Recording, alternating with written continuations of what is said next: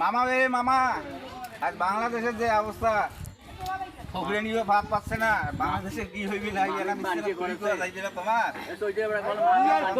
কি আর কোন আগের দিন নাইরে মতো দিন হয়েছে অন্য মতো। আগর জীবনে শেখ হাসিনা আসলো তাকে যাচ্ছে পালাইছে। এখন 60 টাকা হল চাউলের কেজি, 60 টাকা বাইচুদনের কেজি, না বাইগুনের কেজি, কপির কেজি 80 টাকা। বেড়া ভাত আলু মামা মাংস 750 মামা, আকালি 250 টাকা কেজি। গোস্ত খাইবেন কিভাবে? কেন একটা গরিব মানুষ কামাই করে 500, মাংসের দাম বেশি। আর ইন্ডিয়ান গরুগুলো কি করে রে?